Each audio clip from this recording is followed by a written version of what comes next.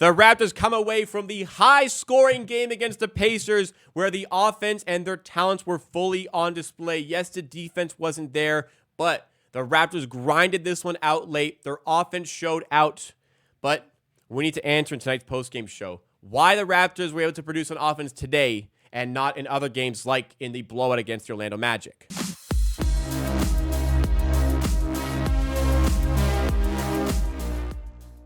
All right, Raptors score 132. You know, before the game, I had two proclamations. One was that Scottie Barnes is going to have a monster game. And look, box score-wise, Scottie Barnes wasn't at his best. 20 points, 11 rebounds, 4 assists. I mean, that's still pretty damn good. 7 of 17 shooting. Some errant passes here and there, yes. But the proclamation was Barnes would have a massive night. Wasn't quite the huge night I was expecting. I was expecting even more. But I was expecting a ton of points. And I said we could concede 130 points and still win this game. What do we have? 132 to 131 here. 3 missed free throws out of 4 late in the game do not cost the Raptors. It very well could have on the Buddy Hield buzzer beater, but the Raptors, their offense was on full display today. What was great about this matchup with the Indiana Pacers is that the Indiana Pacers are the fastest team in the league. Unbelievable pace. It forced Darko Rajakovic to match it in some capacity and play fast. And I say forced because he so often this season has refused to play with pace. Very clearly, the Raptors, when they play with pace, are very good and very good offensively. And it brings the best out of their best player, Pascal Siakam, who was unbelievable tonight, sensational tonight. So many and ones. He finishes with 36 points, 10 rebounds, 4 assists on 13 of 24 shooting. What I love about the 24 field goal attempts that only 3 of them occurred from 3. What I also love is that he actually hit a 3-pointer today, which he very rarely does these days. Playing with pace is where this team is at its best. Darko Rajakovic has fought that notion so far this season. I don't know why in so many games. And he has fought Pascal Siakam's usage. But, I mean, there was no stopping Siakam in the transition today. When you're playing the transition game, naturally it's going to get more out of Siakam. Usually it's going to get more out of Barnes. Didn't quite get that today. He played a lot of the, Draymond Green sort of role. He was playing as a big on defense because Pirtle was struggling. So we had Barnes matching up against the opposition big in the bench lineups. On offense, Barnes was a focal point of every set. Dribble handoffs, screen setting, passing. So he had a big game, even despite maybe not looking at his absolute best. I mean, if you're not playing very well, you scored 20 points, you have 11 rebounds, you have 4 assists, along with how many steals does this guy have as well? Along with four steals, you're a pretty damn good basketball player. So the pace was there for the Raptors. Love that. We knew the Pacers were going to bring it point-wise. They scored 157 against the Hawks. They allowed 152. We knew this was going to be a high-scoring game, but the Raptors, what was very promising about this one is that they were able to sustain this pace. Usually you'd think that if it's a shootout, if it's just who's going to score more points, obviously it's about who's going to score more, but if it's just who's going to score more points in this one, usually you don't think the Raps can keep up, but they could today. Despite the Pacers' 8-6 record coming to this game, I always felt as though the Raptors matched up very well.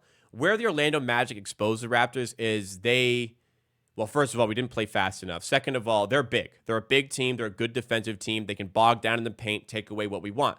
The Pacers are a small team and a bad defensive team. So, anything other than a fast-paced game plan from Darko Rajakovic would have shown his inability to understand the game of basketball. Thankfully, that wasn't the case. Played fast from the jump. The scoreline shows that, and we put up enough points to get this one done. Let's talk about the box score before we talk about maybe the defense, how we allowed 131 points. Pascal Siakam, as I said, the best player of the night. Couple of clutch free throws late as well for this team. Barnes missed one late. Trent missed 2 late. Trent continues to struggle, but other good performance on the bench. Starter-wise, OG goes 5 of 12. Had a tough matchup on defense. Bit on a Halliburton jumper late, which could have cost us, but didn't. Overall, OG's presence very much felt. Pirtle was brutal today. 6 assists, but 3 turnovers. Don't let the numbers fool you here. Was brutal on defense. They picked on him so much. Put us in a 13-point hole early. Thankfully, we overcame that. Honestly, he looked better second half, but I think Darko played a bit too much today. Barnes, as I mentioned, focal point of so many different pieces of the offense. And Dennis Schroeder, another great game here. Coughed up a bit of usage late in favor of Siakam, which was nice, but Schroeder, 10 of 16 with 26 points, 5 assists, 4 turnovers, a bit sloppy all over for the Raptors, but overall, another nice night of offense for Schroeder, including a catch-and-shoot 3 later on in the game, which without that, I don't think we win. Off the bench, Boucher brought energy. I thought this was a great game for Boucher, a fast-paced game. Porter was solid as minutes, best plus-minus of the night at plus 14. Only took 1 shot, but did his job, played solid defense. Gary Trent still struggles to impact the game, really. I thought he played well, considering what I expect, but plus 14 is fine. 8 points, 2 of 5, 2 of 4 from 3. Look, he hit a couple threes. He doesn't always do that. But the 2 missed free throws late really could have cost us, but thankfully they didn't. Malachi Flynn to -4, 14.6 of 8, 2 of 3 shooting from 3, 2 assists, 5 rebounds. I got to tell you guys, I clown on Flynn. I don't hate on Flynn. I give him a lot of shit, though, because I don't think he's a good player. That's probably the best I've ever seen Malachi Flynn play. In terms of, we had the tank season where, sure, he had some big scoring nights. In a high-stakes game, where his performance meant something significant, this is the best I've ever seen Malachi Flynn play, top of my head. Shooting-wise, early was a big boost. Had 2 threes early. Didn't hit any more, but made the right plays. Was stingy on defense. Ended up being a part of the closing lineups defensively. Kept getting to the rim. Was just making the right plays. That's all there is to it. He kept on making the right play time after time after time in his 20 minutes and was rewarded for some additional play by Darko today. So really appreciate that performance from him. Team stat-wise, it's just crazy. It's just crazy. 53% shooting from our side, 55% from their side. 40% shooting from 3 from our side, 46% from theirs. We get 14 more free throws, and we cash in today. Yeah, we missed 3 late. Up until that point, we'd only missed 2. We still go 83.3% from the line on those free throws. Rebounding is where we really got some advantages here. 46 rebounds to their 31. 13 offensive rebounds to their 5. That made a difference possession-wise because we were sloppy. 19 turnovers, but ultimately, fast break points. 12-18. I think that's wrong. Anyways, fast-paced game. Defensively, I think the offense, the way it was used today, was very taxing body-wise, especially for Siakam. Play after play after play, they were playing quick, 4 seconds, and they're over half court, moving really fast. That could be taxing. That being said, didn't get back in transition very well. Also, on top of that, some of the threes they were hitting today. So many floor spaces on this Pacers team. This is why they play with pace. This is why they give up so many points.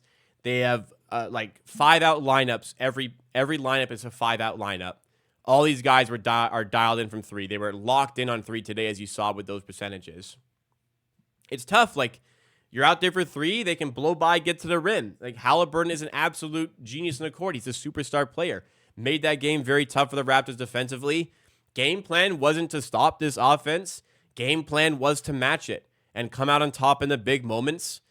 Executed to a T. Nice performance by the Raptors here. Look, 132 points. That's got to feel good. That's got to feel real good for this team. Let's take that momentum.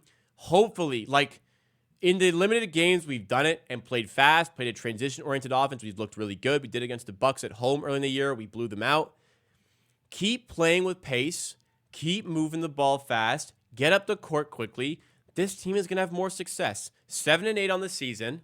Your defense is good. You're not going to play the Pacers every night.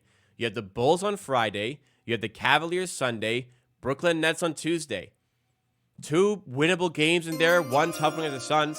CJ Clark, thank you so much for subscribing. Welcome to the Amateur Hour Army. 2 winnable games in there. The Suns haven't looked tremendous this season. You never know about the health there. Let's go and find some wins here. Let's get this team back to 500. And hopefully, Darko's learned his lesson about what's going to make this team successful. It's pace, it's Siakam. Those 2 are the biggest factors towards the success. We got both of those today. We win 132-131, a nail-biter finish. We come through in the clutch. We were down 5-7 points in the clutch as well. Came back and won. That is a high character performance. I love it. If you enjoyed what you saw from today, smash the like button. We do stuff like this for every single Raptors game. And make sure as well you are subscribed to the channel so you don't miss out on anything that we do over here. Cheers, guys.